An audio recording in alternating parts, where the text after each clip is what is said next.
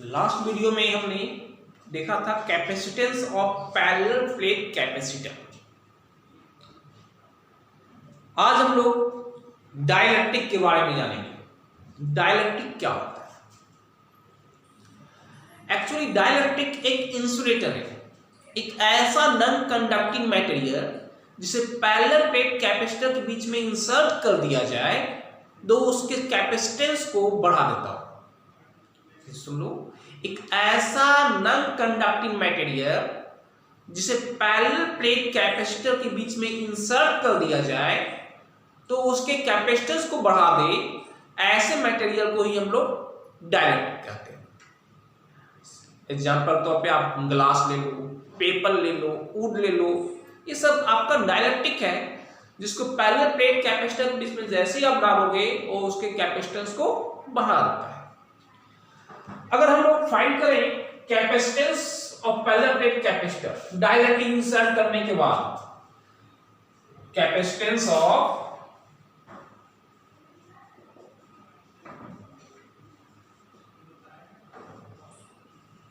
Capacitor when dielectric inserted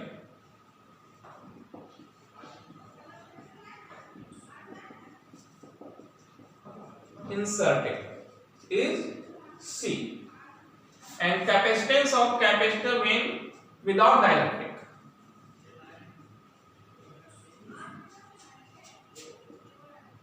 suppose C dash, इन दोनों का ratio C by C dash is known as dielectric constant. And dielectric constant क्या है? It is the ratio of capacitance of capacitor completely with dielectric to that without dielectric. Dielectric डालने के बाद का capacitance और dielectric के बिना का कैपेसिटेंस का जो रेशियो है वो डाइलेक्ट्रिक कांस्टेंट कहला रहा है। ये सी हमारा कैपेसिटेंस है after dielectric insert and C dash without dielectric. So C by C dash is known as dielectric constant.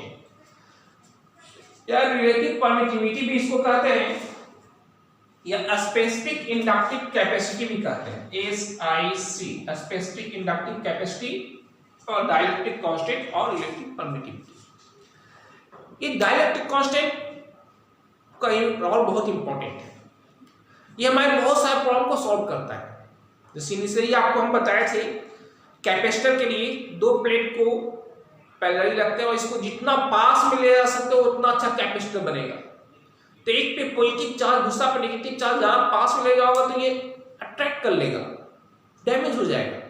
लेकिन with the help of dielectric हम इसको बहुत ही कम डिस्टेंस पे सेपरेट कर सकते हैं।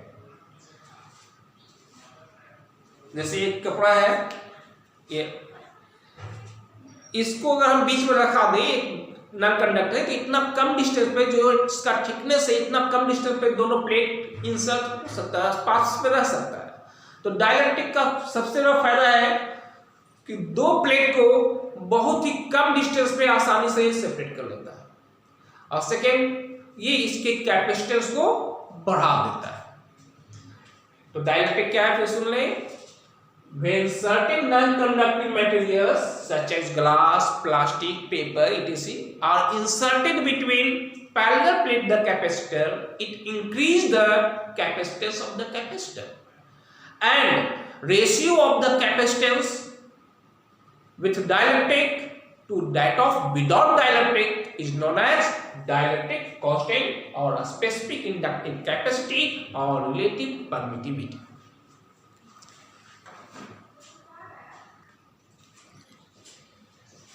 डाइलेक्ट्रिक का सबसे बड़ा फायदा आपने क्या देखा कि दो प्लेट को ये बहुत ही क्लोज डिस्टेंस पे सेपरेट कर सकता है।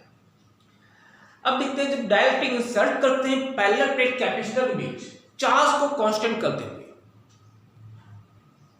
चार्ज को कांस्टेंट कर देते हो और डाइलेक्ट्रिक को इंसर्ट कर दो पैरेलल प्लेट कैपेसिटर के बीच, तो electric field, electric potential and energy तीनों डिक्रीज होता है बाय ए फैक्टर के फैक्टर से ये डिक्रीज हो जाएगा। जब चार्ज को कांस्टेंट करते हैं तो electric field, hence potential difference and and energy decreases by a factor k. That means without dielectric का फील्ड E0 था, डाइलेक्ट्रिक डालने के बाद E0 बाय k हो जाएगा। Without dielectric potential difference V0 था, डाइलेक्ट्रिक डालने के बाद V0 बाय k हो जाएगा। डाइलेक्ट्रिक डालने के पहले एनर्जी U0 था, डाइलेक्ट्रिक डालने के बाद एनर्जी बाय k हो जाएगा, यानी 1 बाय k टाइम से चेंज कर लेता है। अब चार्ज को कांस्टेंट किए तो अगर पोटेंशियल डिफरेंस को कांस्टेंट कर दिए, potential difference constant, that means battery से कनेक्शन कर दिए, यानी V आपका कांस्टेंट हो गया, V equal to V0, V constant तो E भी आपका कांस्टेंट हो जाएगा, यानी potential difference electric field constant हो जाएगा। इस कंडीशन क्या, कैपेसिटेंस आपका k टाइम से इंक्रीज कर जाता है, चार्ज आपका इंक्रीज कर जाता है, और एनर्जी, यानी अगर चार्ज को कांस्टेंट करते हो तो इलेक्ट्रिक फील्ड पोटेंशियल डिफरेंस और एनर्जी k टाइम से डिक्रीज करता है। पोटेंशियल डिफरेंस को कांस्टेंट करते हैं तो कैपेसिटेंस, चार्ज ये k टाइम से इंक्रीज करता है। तो ये था डाइलेक्ट्रिक का क्या इंपॉर्टेंस है। अब हम लोग देखते हैं डाइलेक्ट्रिक स्ट्रेंथ क्या होता है। What is dielectric strength?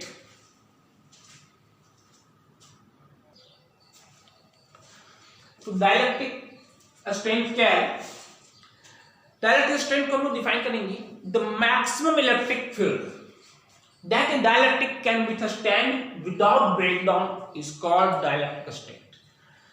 That means the एक लिमिटिंग इलेक्ट्रिक फील्ड से अधिक फील्ड अगर डेवलप हो जाता है तो डाइलेक्ट्रिक अपने इंसुलेटिंग प्रॉपर्टी को छोड़कर वो कंडक्ट करने लगता है। तो जहां तक वो अपने इंसुलेटिंग प्रॉपर्टी को लूज नहीं करता है तो वो लिमिटिंग फील्ड तक जो स्ट्रेंथ उसका होता है वो डाइलेक्ट्रिक स्ट्रेंथ कहलाता है। यानी आप कह सकते हो the maximum electric field that dielectric can withstand without breakdown, बिना ब्रेक हुए जहां तक वो फील्ड को बियर कर सकता हो वो स्ट्रेंथ ही उसका डाइलेक्ट्रिक स्ट्रेंथ कहलाता है। और for air dielectric strength is about 3 × 10⁶ volt पर मीटर। डाइलेक्ट्रिक स्ट्रेंथ का यूनिट वोल्ट पर मीटर होता है। तो एयर के लिए डाइलेक्ट्रिक स्ट्रेंथ कितना हो गया? 3 × 10⁶ वोल्ट मीटर। अब हम लोग देखते हैं टाइप्स ऑफ डाइलेक्ट्रिक।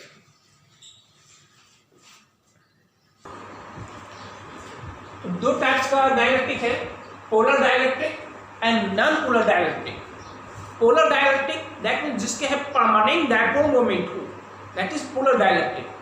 और जिसके पास परमानेंट डायपोल मोमेंट ना हो that is non polar dielectric. Polar dielectric example आपका हो गया HCl, H2O etc. Non polar dielectric which have no permanent dipole moment that is oxygen, hydrogen etc. तो ये हमारा था डाइलेक्ट्रिक। इसके पहले हम लोग देखे थे capacitance of parallel plate capacitor. फिर से इसी टॉपिक को देखेंगे हम लोग, capacitance of parallel plate capacitor, लेकिन इस बार डाइलेक्ट्रिक इंसर्ट करने के बाद। यानी the capacitance of parallel plate capacitor क्या होगा जब डाइलेक्ट्रिक ऑफ डाइलेक्ट्रिक कांस्टेंट के इंसर्ट किया जाए कैपेसिटर प्लेट के बीच में।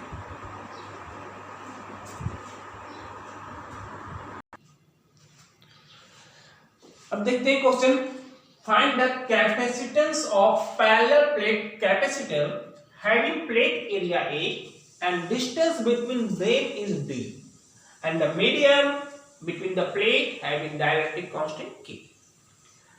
दो प्लेट ले लिया गया है, पॉजिटिव प्लेट, नेगेटिव प्लेट, ये पैरेलल प्लेट कैपेसिटर है।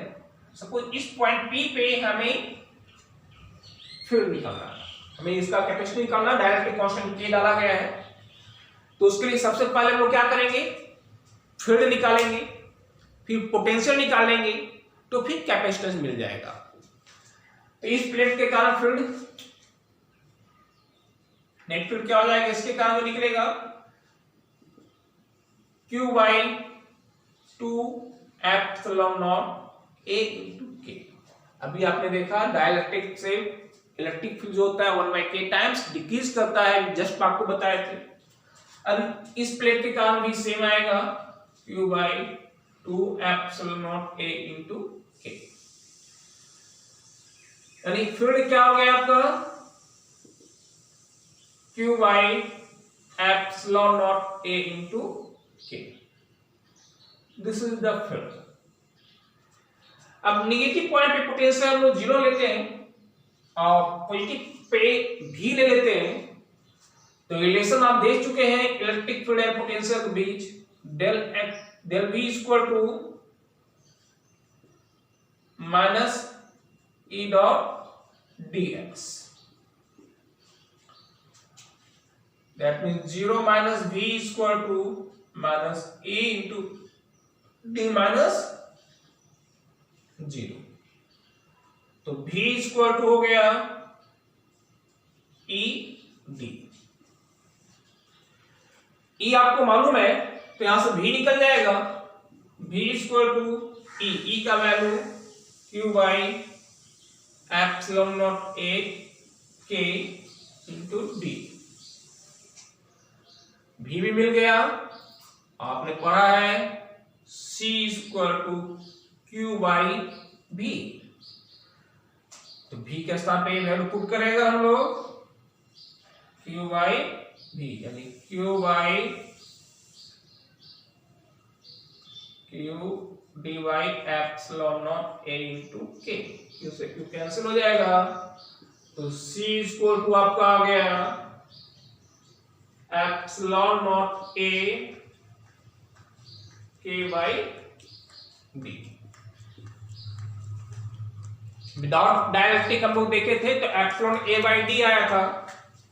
अब डायरेक्ट डालने के बाद ये K टाइम से इंक्रीज कर जा रहा है, यानी K epsilon naught A by D। यानी जब डायरेक्ट इंसर्ट करते हैं पहले प्लेट कैपेसिटर के बीच, तो उसका कैपेसिटेंस जो है वो K टाइम से इंक्रीज कर जाता है।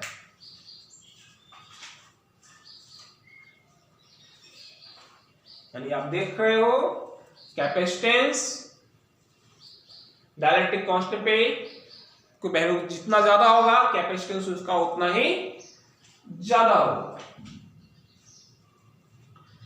तो आपका ये हो गया पहले प्लेट कैपेसिटर का कैपेसिटेंस डायरेक्ट इंसर्ट करने के बाद। आप लोग इतना अच्छी तरह से कर लोगे, बहुत इंपॉर्टेंट क्वेश्चन है ये बोर्ड के लिए भी, और किसी भी कॉम्पिटिटिव पॉइंट ऑफ व्यू से देखो, नीट के लिए देखो या जेईई के लिए देखो, इस पे बेस्ड क्वेश्चन हमेशा आता है। इस रिजल्ट को याद रखना, रिवीजन भी याद रखना, आईएफ पे क्वेश्चन प्रैक्टिस करना है। ठीक है, ओके, थैंक यू।